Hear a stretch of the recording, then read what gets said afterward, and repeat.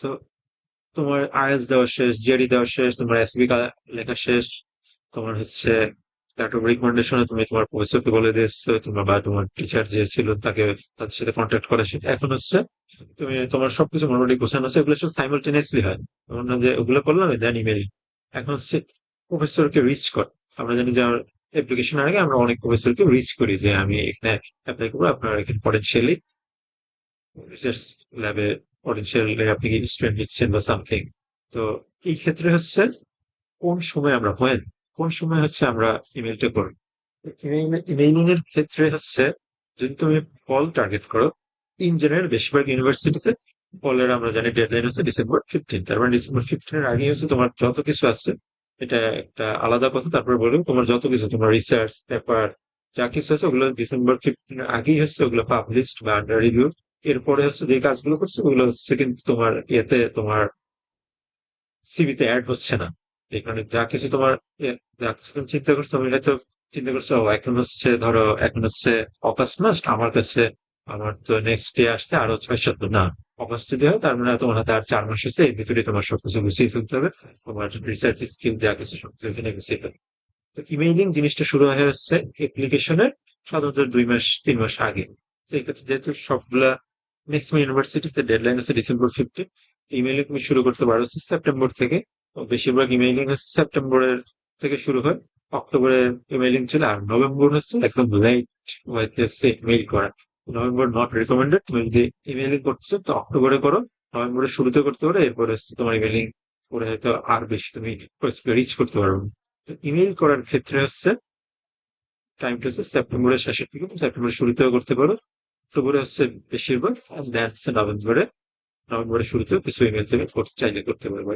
Maximum email October, সেপ্টেম্বরের শেষ বা অক্টোবর, এটা হচ্ছে আমাদের টাইম ফ্রেম। কিন্তু ইমেইল হচ্ছে আমরা আসলে কি জানতে চাই, প্রফেসর গিয়ে কি বলে, প্রফেসর আমি আমি আমাকে নেন, আমাকে নিতে হবে, নেওয়া লাগবে, একটাই দাবি। তো এরকম না, আমাদের ফরম্যাটটা কি হবে এবং কন্টেন্ট কি থাকবে। তো ওল্ড অ্যাপ্রোচ যেটা হচ্ছে ছিল সেটা হচ্ছে ইন জেনারেল অনেকেই বলে যে ইমেল করার সময় হচ্ছে একটা পেপার পড়ুন, পেপারটা পড়ে হচ্ছে ওই পেপারটার কিছু রিভিউ দিয়ে একটা বড় সড়ো ইমেল পাঠান। তো এবার আমি একটা কথা বলি, সেটা হচ্ছে তুমি নিজেকে প্রফেসরের জায়গায় কল্পনা করো। তুমি ঘুম থেকে উঠলে, সকালে টয়লেট করতে গেলে তুমি হচ্ছে তোমার মোবাইল হচ্ছে স্ক্রল করতেছো ইমেল গুলো, তুমি দেখলে যে একটা বেশ কিছু ক্যান্ডিডেটের ইমেল এসেছে। তো তুমি ইমেলটা ওপেন করলে দেখলে যে একটা লম্বা ইমেল। তো এত লম্বা ইমেল, এতগুলা ক্যান্ডিডেটের এত লম্বা ইমেল পড়ার আসলে কোর্সের টাইম নেই। তুমি নিজেকে জাস্ট তার জায়গায় কল্পনা করো, এত টাইম আসলে কারো থাকে না। তো এই কারণে হচ্ছে ইমেলটা সিম্পল হতে হবে, জাস্ট লাইক সিভি। তোমার ইমেলটা সিম্পল হতে হবে, বাট একদম সিম্পল হওয়া যাবে না যে আমি আমি এই করেছি দেন আমি আপনার রিসার্চ গ্রুপে আগ্রহী, না এরকম না। ইমেলটা হচ্ছে সিম্পল একটা ইমেল দাও। ফার্স্টে হচ্ছে তুমি তোমার ইন্ট্রোডাকশন, ও ইন্ট্রোডাকশন গুলো যত ব্রিফলি তুমি দিতে পারো। আমরা যেটা অনেক সময় আমরা ভার্বস হয়ে যাই, এখানে ভার্বস হওয়া যাবে না। এখানে হচ্ছে একদম ব্রিফলি যে কথাটা হচ্ছে তুমি একটা 10টা, তুমি হচ্ছে যে কথাটা হচ্ছে আমরা জাস্ট 10টা ওয়ার্ডে বলতে পারি, ওইটা তুমি 5টা ওয়ার্ডে বলো বা 8টা ওয়ার্ডে বলো, আরো সংক্ষেপে করে দাও।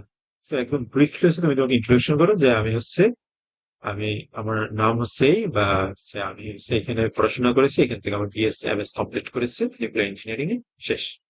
এবার তুমি সিজিপিএ কি মেনশন করবো? অনেকে বলে যে যাদের হায়ার সিজিপিএ তারা এটা মেনশন করছে। আমার মতে হচ্ছে সিজিপিএ যদি তোমার 3.9 প্লাসে হয়, সিজিপিএ তুমি তোমার ইমেইলে মেনশন করাটা অনেকটা অ্যারোগান্টের মতো দেখে, কারণ তুমি অলরেডি সিভি দিয়ে দিয়েছ।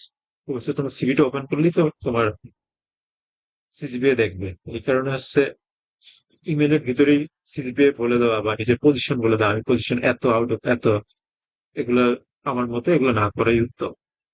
দেন হচ্ছে তোমার হাতে কিন্তু বেশি ওয়ার্ড লিমিট নেই।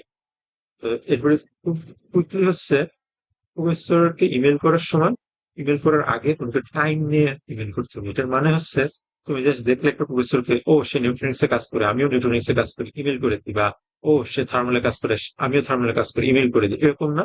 তোমার ফার্স্ট কাজ হচ্ছে ওই প্রফেসরের রিসার্চ গ্রুপ যেটা আছে, এক্সিস্টিং কি রিসার্চ করছে ওইটা ভালোভাবে দেখা। দেখবে যে বুঝবে যে তার ল্যাবে কাজ করার জন্য কি কি স্কিলস দরকার, বা তার ল্যাবে এক্সিস্টিং যারা কাজ করছে তারা কি কি জিনিস নিয়ে কাজ করছে। দেন হচ্ছে তুমি যখন বুঝবে এই স্কিলটা আসলে দরকার বা এই স্কিলস গুলো দরকার, ওই স্কিলস গুলো কি আমার ভিতরে আছে, তুমি দেখবে যে তার লেভেল কাজ করার জন্য 5 টাইপস স্কিলস বেশি ইউজ, তুমি দেখবে যে এর ভিতরে 2-3টা তোমার ভিতর আছে। তাহলে তুমি যেটা করবে তোমার কন্টেন্টের ভিতরে খুব ইন্টেলেকচুয়াল ওয়েতে তুমি কি করবে, সেক্ষেত্রে যদি পারো একটা রিসেন্ট পেপার দেখবে যে যেখানে হচ্ছে ওই 2-3টা স্কিলস ইউজ করা হয়েছে, স্কিলস অর নলেজ, তুমি হচ্ছে দেন ওই স্কিলস অর নলেজের ব্যাপারে একটা রিফ্লেক্টিভ, খুব ব্রিফলি 1-2 সেন্টেন্সে, বাট এরকম যেটা তোমার বুঝাই তোমার আন্ডারস্ট্যান্ড ইন ডেপথ, ওইরকম একটা ব্যাপার যে এটা এই ব্যাপারটা বলছো, এটা আগে ইন্টারেক্ট করেছিল এই ব্যাপারে এই এই এই এই জিনিসগুলো।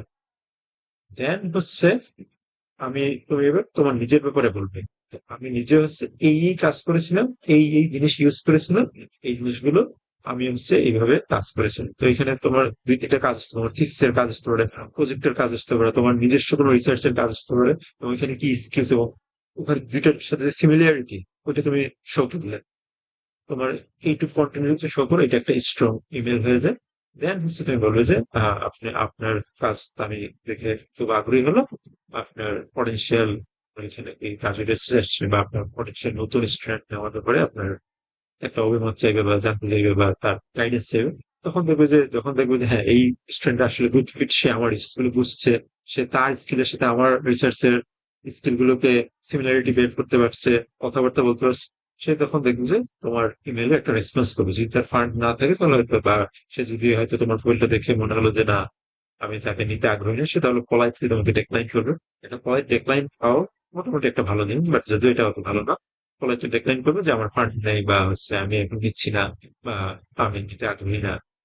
আর হচ্ছে জেনারিক রিপ্লাই দিতে পারে, হ্যাঁ অ্যাপ্লাই করো, আমি তোমার প্রোফাইলটা দেখবো।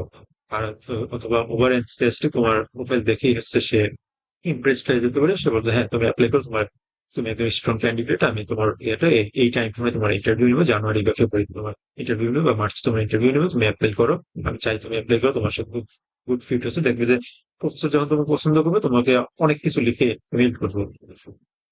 আবার অনেক কেসে তুমি এরকম হতে পারো, এটা রেয়ার কেস, যে তুমি ইমেল দিয়েছো, প্রফেসর তোমার সিভি দেখেই তোমার প্রতি অনেক মুগ্ধ হয়ে গিয়েছে, তো সাথে সাথে বলতেছে যে হ্যাঁ তুমি তোমার সাথে আমি এই এই উইকস এর ভিতরেই বা এই রিসেন্ট টাইম ফ্রেমে আমি তোমার সাথে ইন্টারভিউ নিতে চাচ্ছি, তুমি কি স্প্রিং এ জয়েন করতে পারবে, ফলে জয়েন করার চাইতে। তো এটাও অনেক সময় ঘটে, তো এই কারণে হচ্ছে ইমেল গুলো হচ্ছে আমরা এইভাবে ইফেক্টিভ ওয়েতে দিতে হবে, সিম্পল, বাট এখানে হচ্ছে কি ইনফরমেশন গুলো থাকবে এবং এই ফরম্যাট এবং কন্টেন্টে যদি তুমি ইমেল করো দেখবে যে তুমি খুব ভালো রেসপন্স পাচ্ছ।